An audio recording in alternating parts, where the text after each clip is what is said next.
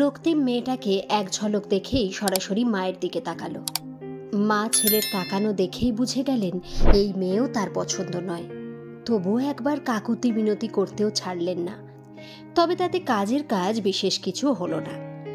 রক্তিম শটান উঠে দাঁড়াতেই মেয়ের বাবা উঠে হাত ধরে বসিয়ে দিতে উদ্যত হলো। আর এখানেই বাঁধল গণ্ডগোল। মেয়ের মা বেশ জোর গলায় বলতে শুরু করলেন, এটা কি ধরনের অভদ্রতা? মেয়ে পছন্দ না হলে বলে দিন, কিন্তু একটাও কথা না বলে এভাবে উঠে চলে যাওয়া কিরকম আচরণ? রক্তিমের মা অবশ্য এর উত্তরও দিলেন, আপনার মেয়ে যে এত কালো সেটা তো আমরা মেয়ের ছবি দেখে বুঝতে পারিনি, তাই সচক্ষে দেখতে এসেছিলাম। যাক, আমাদের দোষ ত্রুটি হয়ে থাকলে মার্জনা করবেন। আজ আসি তাহলে। এভাবেই দেখতে দেখতে অতিক্রান্ত হয়ে যায় আরও একটা বছর। রক্তিমের মধ্যে আর কোথাও মেয়ে দেখতে যায়নি। মা যেতে বললে আগের অভিজ্ঞতার কথা মনে করিয়ে দিয়েছে বারবার, কিন্তু মায়ের মনে তো শান্তি নেই। তার অবর্তমানে কে দেখবে তার ছেলেকে? তাই প্রতি সপ্তাহেই ঘটককে ফোন করে ডাকান, তবে এবার কোনো কালো মেয়ের সম্বন্ধ না হয় সে বিষয়ে বারবার সতর্ক করে দেন ঘটককে। এদিকে রক্তিমের সামনে একটা সমস্যা এসে উপস্থিত হলো। অফিস থেকে অন্যত্র বদলির চিঠি এলো ওর নামে। কলকাতার ছেলেকে পাঠানো হলো বাঁকুড়ার একটা প্রত্যন্ত গ্রামে।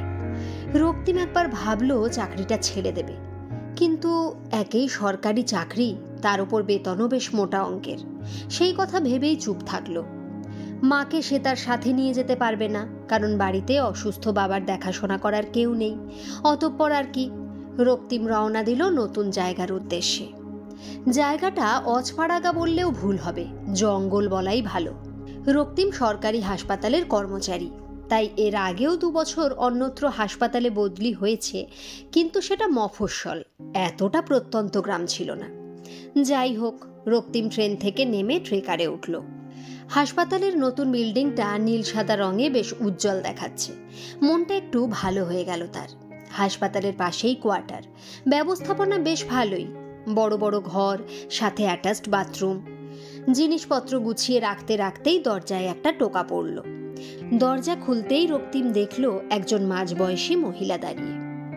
মহিলা বললেন, আপনি কি রক্তিম সরকার?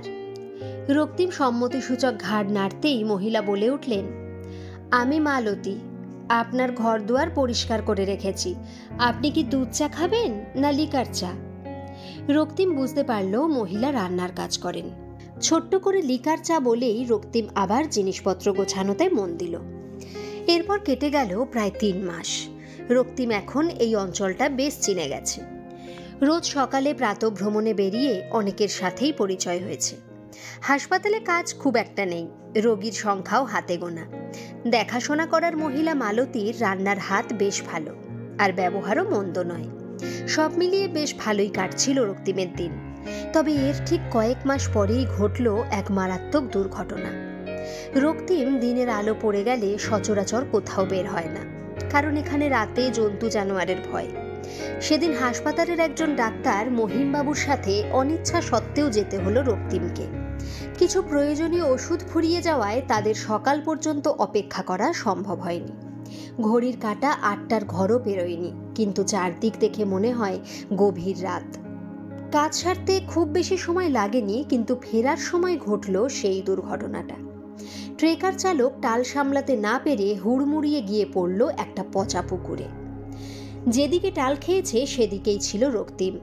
ডাক্তারবাবুর আঘাত খুব বেশি না হলেও রক্তিম সাথে সাথেই জ্ঞান হারায়। মাথা ফেটে সে এক রক্তারক্তি কাণ্ড। পরদিন চোখ খুলেই রক্তিম একজন অপরিচিত মেয়েকে দেখতে পায়। খুব বেশি বয়স নয়, মুখটা যেন পান পাতার মতন, তবে গায়ের রং বেশ কালো। রক্তিমের ঠোঁট নড়ে উঠতেই অপরিচিত মেয়েটা বলে ওঠে, আমি বকুল, মালতীর মেয়ে। মায়ের খুব জ্বর, তাই আপনার এই বিপদে আমাকে পাঠিয়েছে। আপনি চিন্তা করবেন না, যা দরকার আমাকে বলবেন শুধু, ঠিক আছে? রক্তিম ঘাড় নেড়ে আবার চোখ বুঝল। শরীরটা বেশ দুর্বল। মেয়েটার গলার স্বর খুব মিষ্টি, কথাগুলো শুনতে বেশ ভালো লাগে। কি একটা মনে হতেই রক্তিম আবার চোখ খুলে বলল, বকুল, আমাকে ধরে তুলতে পারবে? বকুল আস্তে আস্তে হাত ধরে তুলে বসায় রক্তিমকে।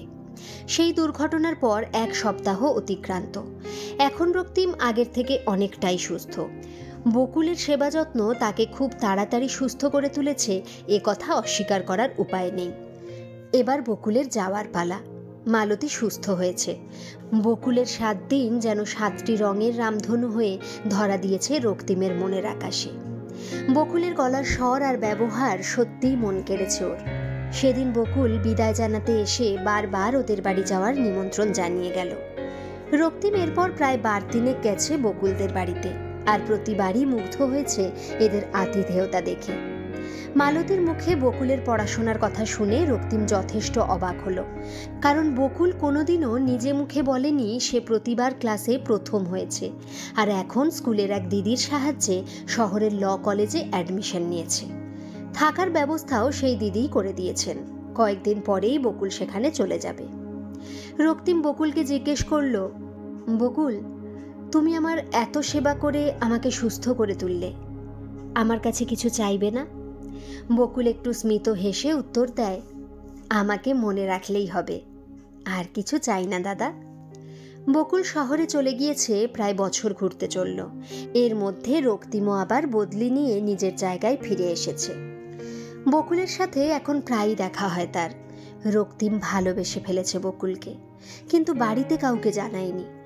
আসলে ঘটকের আনা প্রায় 10 পাত্রী শুধু গায়ের রঙের কারণে সে বাতিল করেছিল, কিন্তু এখন তার ভালোবাসা বকুলের গায়ের রঙও বেশ কালো। সে তো আর কাউকে বোঝাতে পারবে না যে বকুল কালো হতে পারে, কিন্তু মানুষ হিসাবে সে কতটা ভালো। তবে একদিন সব জানাজানি হয়েই গেল। রক্তিমের মা বকুলকে বাড়ি আনতে বললেন। এক রবিবার দেখে বকুল এলো রক্তিমদের বাড়ি। বকুল কিন্তু কোনো প্রশ্ন করেনি, সেটা তার অভ্যাসও নয়। তবে রক্তিম যে তাকে ভালোবাসে বা বিয়ে করতে চায় সেটা কোনোদিন মুখে বলেনি। বললে হয়তো সেদিন তার আর বাড়ি যাওয়া হতো না। বকুলকে দেখে রক্তিমের মা খুব খুশি। এতদিন চেষ্টা করেও ছেলেটাকে সংসারী করতে পারেননি, কিন্তু আজ সে নিজেই নিজের ব্যবস্থা করে নিয়েছে। বেশ কিছুক্ষণ গল্প গুজব আর খাওয়া দাওয়ার পর বকুল যাওয়ার জন্য উঠতেই মা বলে ওঠেন, বকুল, তোমার মাকে নিয়ে একদিন বিয়ের পাকা কথা বলতে এসো, বেশি দেরি করতে চাই না। বকুল রক্তিমের মাকে প্রণাম করে বলল, বিয়ে? আমার তো এখন বিয়ে করার কোনো ইচ্ছে নেই কাকিমা। আগে পড়াশোনা শেষ করি, তারপর বিবাহের চিন্তা। আমার কাছে রক্তিমদা শুধুমাত্র একজন শুভাকাঙ্ক্ষী, কিন্তু তা বলে তাকে বিয়ে করা আমার পক্ষে কখনোই সম্ভব না। রক্তিম কখনো কারো কাছে না শোনেনি, বরং কাউকে না করতে বিন্দু মাত্র সময় নেয়নি। আজ বুঝতে পারল যে বিনা দোষে শুধুমাত্র ভগবান প্রদত্ত গায়ের রঙের জন্য মুখের সামনে কাউকে না বলে দেওয়াটা কতটা যন্ত্রণাদায়ক।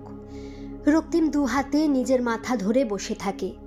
আজ তার ভালোবাসার তথা ভালো লাগার মানুষ বকুল তাকে সরাসরি মুখের ওপর না করায় তার বুকটা ব্যথায় যেন ভেঙে চৌচির হয়ে যাচ্ছে।